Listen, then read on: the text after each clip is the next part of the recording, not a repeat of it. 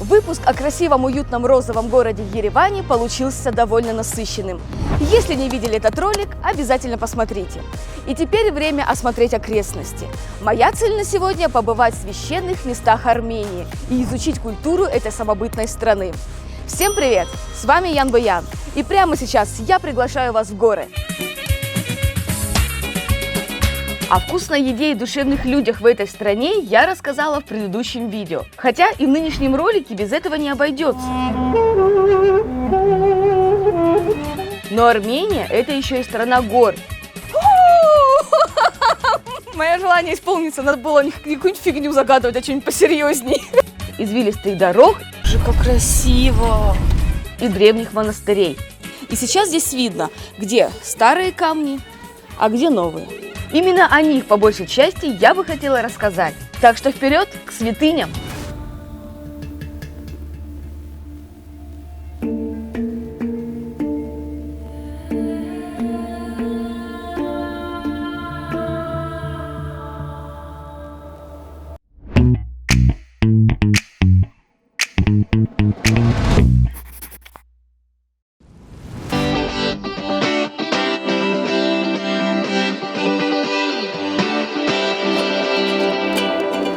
Напомню, чтобы приехать в Армению, визы россиянам не нужны. Загранпаспорт вполне себе заменит внутренний российский. Добраться до горных красот можно на арендованной машине, тут это недорого. Советую также присмотреться к гидам. Мне, например, согласились помочь мои новые друзья из туркомпании Visit to Armenia. И первая остановка у самого большого озера на Кавказе – Сиван. Это сердце Армении. На скалистом берегу монастырь Ереван. Это одна из главных христианских достопримечательностей страны. Поначалу считали, что название озера Сиван – это сложение слов «сев», что означает «черный», и «ванг» – монастырь. Но позже ученые докопались до истины. Они нашли камень с надписью из далекого 9 века и поняли – название озеру дали урарты. С их языка Сиван – это озеро. Глубина Сивана достигает 80 метров. Испокон веков и до наших дней озеро служит источником пресной воды для всех своих окрестностей. К слову, местные называют Сиван Армянским морем. И ведь не просто так. Если немного его объехать, можно увидеть толпы отдыхающих. Ну чем не альтернатива морским курортам? Развлечения и торговля прямо как на морском побережье. За небольшие деньги тут можно купить самые разные сувениры, в том числе работы местных художников. Что стоит вот такая картина? 6000 драм. А это все ваши работы? Все мои работы, все мои. Все мои. Дома, мастерской, вместе с женой работаем, рисуем.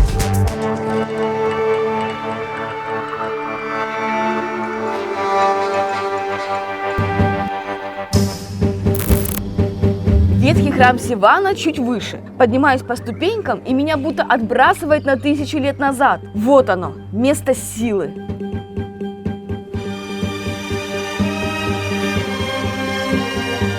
Один из старейших монастырей страны – монастырь Сиванаванг. И находится он у сердца Армении – озеро Сиван. История гласит, религиозный комплекс возвели монахи-отшельники в конце 8 века. И за многие столетия Сиванаванг пережил не одно нападение. На него посягали монголы, арабы, пираты. Не раз уничтожали памятник и пожары. Но часть построек удалось полностью восстановить. Сегодня монастырь под охраной ЮНЕСКО. Армения – крайне религиозная страна. Она первой в мире приняла христианство как государственную религию. Случилось это в начале 4 века. Но ненадолго отвлечемся от древних монастырей и заедем в гости к одной удивительной семье. Арман Микаэлян еще недавно был успешным экономистом, но в один прекрасный день оставил карьеру и занялся производством сыров. Причем сразу эксклюзивных. Здравствуйте. Здравствуйте. Яна. Арман. Очень приятно. Добро пожаловать на семейную ферму Микаэлян. Спасибо большое. Какой сыр мне первый попробовать? Тут поставлены номера, и первый будет это сыр, выдержанный в вине. Аромат вина называется 6 месяцев выдержки. Какой интересный вкус. Я такого не пробовала, он вообще ни на что не похож. Вы будете чувствовать там и сырный вкус, и потом вино, даже горчинка может появиться, поскольку... Открывается. Поскольку мы используем для этого вино арены, и сухое вино придает именно такой где-то вот вкус с гарчинкой получается. Каких только сыров тут нет. И качотто, и сыр, завернутый в виноградные листья, и разновидность пармезана. Все сорта и не запомнишь.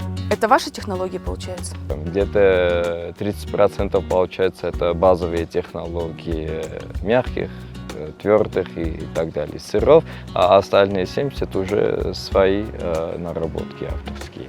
Сейчас после первого сыра вы можете также попробовать наше вяленое мясо. Есть что-то сырное или только мясо там чувствуется?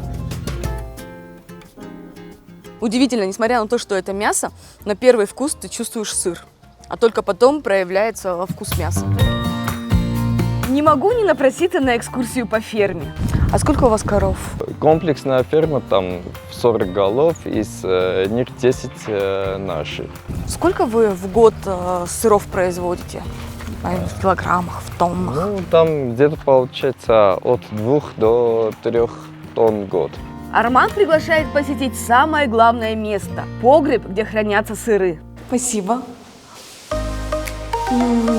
Как здесь ароматно пахнет сыром. Каждый погреб имеет свой собственный аромат, да? И все эти запахи и ароматы передаются как раз от сыров. И каждый погреб по своей атмосфере уникален. За стекло нельзя. Такие правила. Здесь уже с передней части вы видите сыры с выдержкой от 6 до 12 месяцев, а у нас они выдерживаются до 4 лет. Даже у нас есть первые образцы наших сверхтвердых сыров, которые, кстати, назвали армезан, поскольку это армянский пармезан. По предложению итальянцев, кстати. Очень интересно. А вот и то самое мясо со вкусом сыра. Но чем не молекулярная кухня с армянским акцентом? Как и сыр, так и мясо. Да? Каждый погреб образовывает свою микрофлору, и в этой микрофлоре как раз мясо созревает особым образом. И если это среди сыров, да, она получается вот с таким привкусом, который трудно путать с другим. В туристический сезон сюда приезжают путешественники из разных уголков мира. Хотя заниматься агротуризмом микаэляны точно не планировали. А как получилось, что к вам стали приезжать туристы? Это была ваша цель или это получилось случайно? Получилось случайно, и вот как раз, думаю, люди идут сюда и за сырами, и им процесс интересен. И интересен вообще и наш образ жизни. И есть интересные моменты, которые, думаю, и в жизни другим тоже могут быть полезными. И один из таких моментов скромно стоит в углу. Сосуд, которому около 4000 лет. Это как раз был сосуд, то есть предмет для приготовления сыра. Там клали сено, потом сырное зерно, и это все сцеживалось, сыворотка ушла, а сыр уже сухим оттуда могли забрать. Прощаюсь с удивительной семьей сыроделов и еду дальше. Следующая остановка – уникальный пещерный монастырь Гигард. При входе в Гигард можно взять камень и закинуть высоко-высоко, но при этом нужно загадать желание. И если камень там останется, желание исполнится.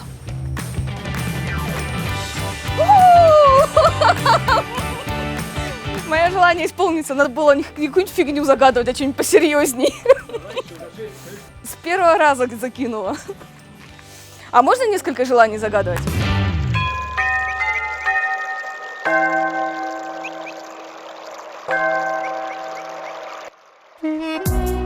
По преданию, в этом монастыре хранилось священное копье судьбы. Сегодня христианской святыни уже нет, но осталось название. Гигард в переводе означает «копье». Теперь понятно, почему одну из главных христианских святынь хранили именно здесь. Место надежное, горные ущелья с бурными реками и непроходимые заросли. Копье, которым пронзили грудь Иисуса в горы Армении, по преданию привез один из 12 его последователей – апостол Фадей. Раньше, чтобы добраться до этого святого места, паломникам приходилось много дней идти по горам и ущельям. Сегодня, конечно же, проще – на машине или автобусе 40 километров от города.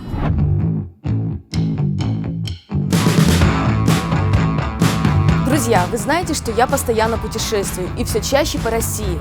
Как же я люблю романтику поездов, наши железные дороги. Стук колес, меняющиеся пейзажи за окном, уютные беседы. Кстати, именно сегодня, в день публикации этого ролика, 1 августа, свой профессиональный праздник отмечают железнодорожники страны. От всей души поздравляю с праздником всех работников российских железных дорог. Ведь железнодорожники делают самое главное – сокращают расстояния, объединяют людей и делают нашу жизнь комфортнее и счастливее. К этому дню DJ Smash записал новый трек, в котором гармонично сочетаются язык музыки, новое звучание поездов, перестук колес и знакомые голоса вокзалов. Движение разрешаю.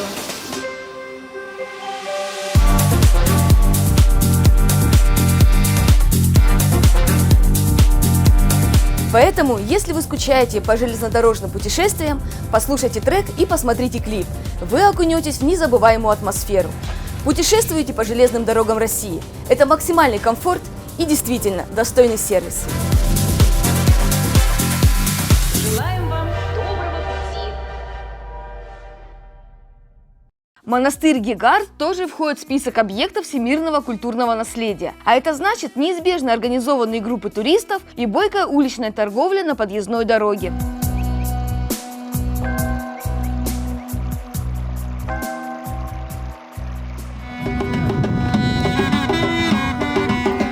Музыки в этой стране вдоволь. Есть даже та, что застыла в камне. Следующая цель – увидеть уникальный природный памятник – симфония камней. Подбросить до нее согласился один из местных жителей. Его зовут Араик Багдасарян. Видите, какие хорошие места. Очень Просто красиво. чудесные. Просто чудесные. Вот наша симфония. Отсюда начинается симфония. Боже, как красиво!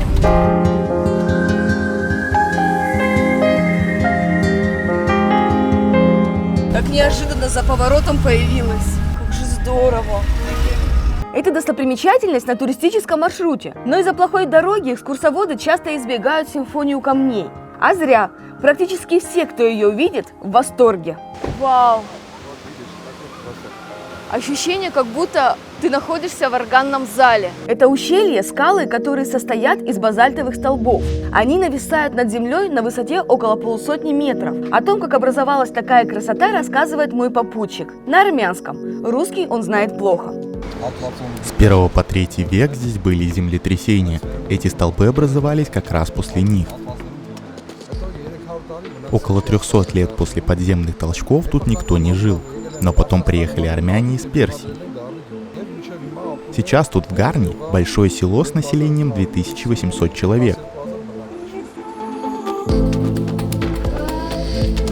Оказывается, такие правильные шестигранные призмы образовались после стихийного бедствия. И эта симфония тянется вдоль живописной речушки Азат, что в переводе с армянского означает «свободная».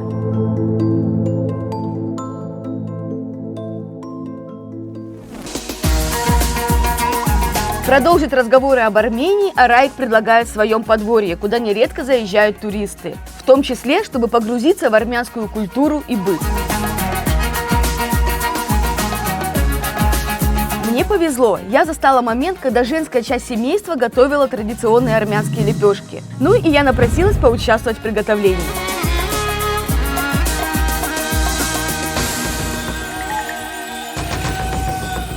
Не надо.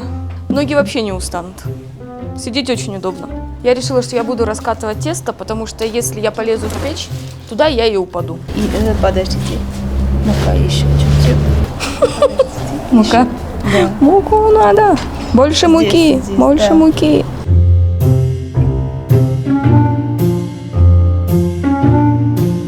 Тонким-тонким слоем, правильно? Ну ладно, все. Хватит? Ага, хватит.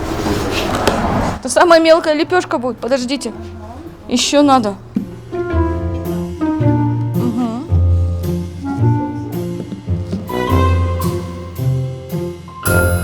Похоже, такое искусство с первого раза не освоишь. Тут нужны годы тренировок. Сколько вы лепешек в своей жизни сделали? 20 тысяч, да, 20 тысяч. Серьезно? Вы считаете? Целый год, да. За год 20 тысяч? Да. В центре тандыр, вокруг которого женщины трудятся часами, чтобы получить ароматный хрустящий лаваш. И в это время часто поют. Так было испокон веков.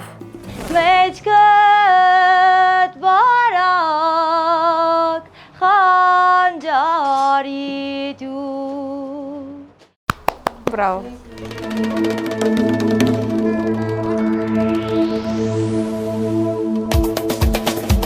В этом же тандыре готовят армянский шашлык. Получается менее виртуозно, но точно так же невероятно вкусно.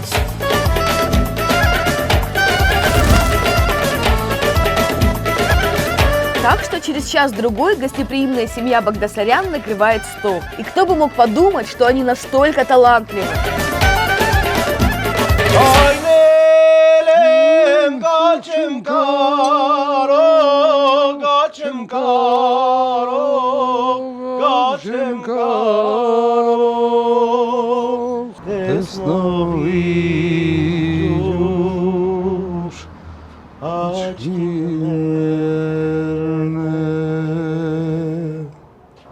Браво.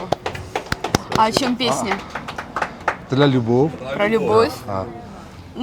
Это здорово. Что одно год я не видел моего любимого. До позднего вечера душевные разговоры, тосты, песни и звуки национального инструмента, который называется дудук, до мурашек.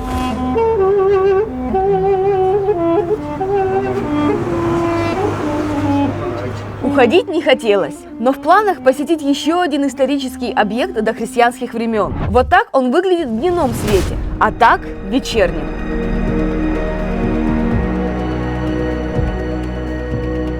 Правда ведь напоминает храм в Афинах. Он словно уголок Греции на армянских просторах. Гарни – единственный языческий храм в Армении, дошедший до наших дней. Он был построен в 1 веке, когда люди еще молились богу солнца на том самом берегу реки Азат.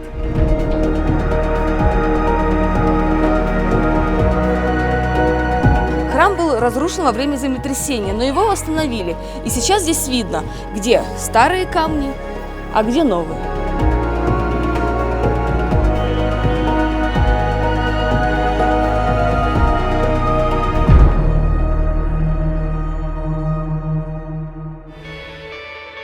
Думаю, вы уже поняли, побывать в Армении и не увидеть великолепное озеро Сиван, храмы Гарни и аскетичный Григорианский Гегард, где долгое время хранилась христианская реликвия, большая оплошность. Я подобных ошибок не допускаю. А сколько еще интересного есть в Армении? Очень советую. Впечатление от путешествия по этой удивительной стране точно на всю жизнь.